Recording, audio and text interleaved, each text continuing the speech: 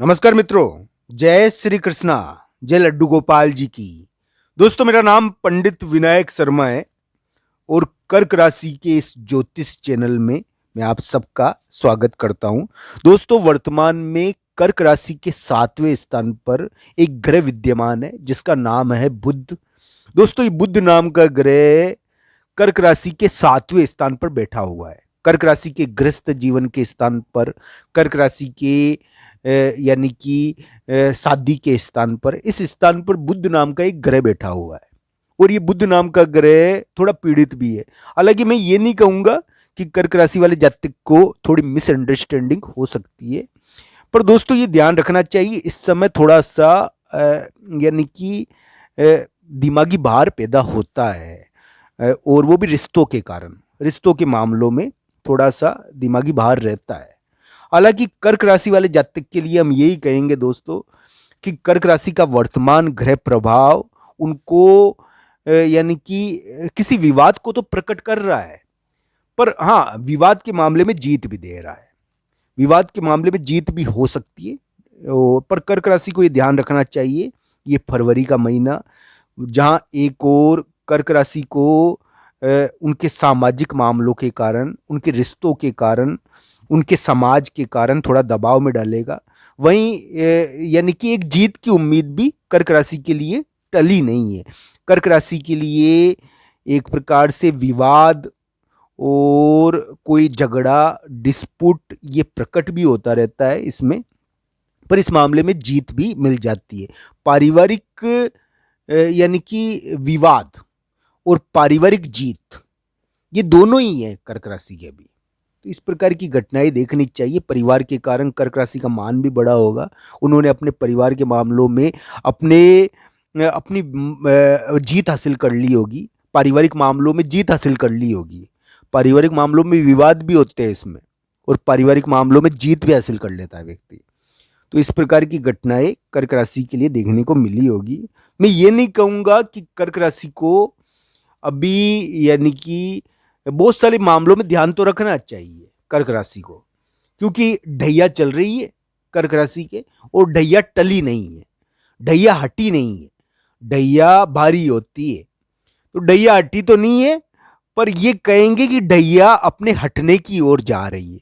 2025-26 में कर्क राशि के ढैया हट जाएगी। पर दोस्तों ये ध्यान रखना चाहिए कर्क राशि वाले जातक को कि उनके लिए वर्तमान समय जो एक प्रकार से परिवर्तन का है, जो उनको परिवर्तित कर चुका है, जो उनके कामकाज को बदल चुका है, जो उनके फैसलों को बदल चुका है, जो काफी कुछ उनको बदल चुका है, उनके कामकाज में या उनके फैसलों में परिवर्तन कर चुका है, वो समय जो वर्तमान में कर्क राशि के लिए परिवर्तित हो चुका है, वो वापस इस प्रकार का विवाद नहीं कराए। क्योंकि इस समय कर्क राशि की जो ग्रह स्थिति है वो जीत की हो सकती है, इसमें उनको कुछ राहत मिलती है, कुछ जीत मिलती है। पर दोस्तों ये ध्यान रखना चाहिए कर्क राशि के लिए वर्तमान ग्रह एक और जहाँ यानी कि विवादों में जीत के हैं, वहाँ स्त्री प्रभाव के कारण या रिलेशनशिप के कारण या किसी महिला मित्र के प्रभाव के कारण थोड़ा सा विवाद कराने वाले भी है। इस समय कोई महिला मित्र मिलता ही है और उससे संबंधित कोई ना कोई झगड़ा हो जाता है। मैं ये नहीं कह रहा दोस्तों कि महिला मित्र के कारण झगड़े तो होते हैं, कर्क राशि के इस प्रकार के योग है वर्तमान समय में। आप ज़्यादा पजल महसूस नहीं करें। आप देखिए कोई दोस्त के कारण पजल हो गए, ज़्यादा दिमागी रूप से आपके ऊपर दबाव आ रहा है, तो इजी रहे दोस्तों। कर्क राशि वाले जातक के लिए कोई मित्र का प्रभाव बहुत बड़ा उभर कर आएगा। कोई बाहरी प्रभाव, कोई मित्र का प्रभाव अचानक उभर कर आएगा, जो उनके यानी कि थोड़ा सा उनको पजल कर सकता है, उनके रिश्तों को। ये ध्यान रखना चाहिए। यानी कि इस समय अपने रिश्तों को लेकर थोड़ा सा दिमागी भार आता है, तो इजी रखो, अपने रिश्तों को इजी रखो, दिमागी भार पैदा नहीं करो, ये ध्यान रखना चाहिए। कर्क राशि वाले जातक के लिए मैं ये कहूँगा कि आपके यानी कि रिश्तों में यानी कि किसी तीसरे व्यक्ति का दबाव या कोई भार आया हुआ है, तो आप इजी रहे, आपको ज़्यादा भार महसूस नहीं करें, इसके कारण आप थोड़े यानी कि थोड़ा दबाव आ जाता है, ऐसी चीज़ों ऐसा योग बना हुआ है ये। पर कर्क राशि वाले जातक के लिए हम यही कहेंगे कि उनके लिए वर्तमान समय महिला मित्र या स्त्री प्रभाव के कारण थोड़ा सा विवाद उत्पन्न करने वाला है।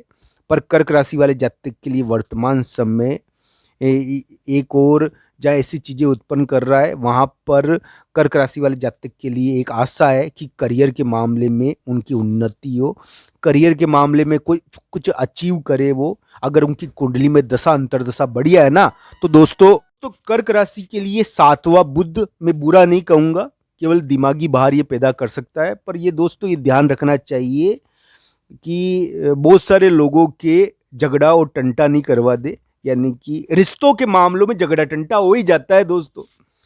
बहुत सारे लोग ऐसे होंगे जो हुआ होगा जिनके रिश्तों के मामलों में, सामाजिक रिश्ते हो चाहे कोई और रिश्ते हो, यानी कि समाज में विभिन्न प्रकार के लोगों से मिलना होता है, तो वहां से दिमागी रूप से बहसबाजी, यानी कि वो नाराज हो गया हमसे, वो फलाना नाराज हो गया, वो हमसे नाराज होके चला गया, तो ये नाराजगी और रूठ ना मनाना, ये चीजें होती है थोड़ी इसमें, तो रूठ ना मनाना की चीजें देखने को मिलेगी।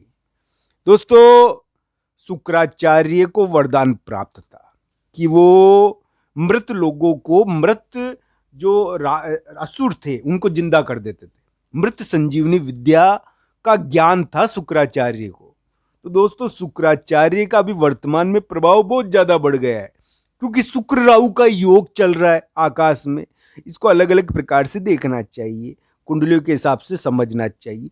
कुंडली निर्णायक है हमारी भाई, राशि के अनुसार मैं बता रहा हूं आपको, पर कुंडली का प्रभाव ज्यादा पड़ता है। राशि का तो ऐसा है कि प्रभाव तो पड़ता है पर इतना नहीं पड़ता, यानी कि अंदाजा पड़ता है, कुंडली का सटीक प्रभाव पड़ता है। सातवां बुध आपके लिए बढ़िया रहे, आपको यानी कि परिवर्तित करना, यानी कि कोई चीज बदलना, बाहर जाना या परिवर्तित करना, कोई चीज को चेंज करना, ये करवाने की कोशिश करता है ये।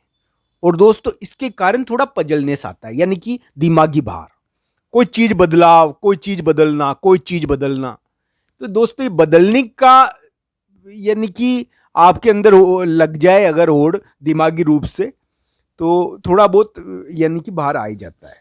तो इस प्रकार की ग्रह स्थिति है दोस्तों, अलग अलग कुंडलियों के अनुसार इसको देखना चाहिए। दोस्तों कर्क राशि के ग्रह गोचर इस प्रकार के वर्तमान समय में है। आप सबका धन्यवाद। हर हर महादेव मित्रों।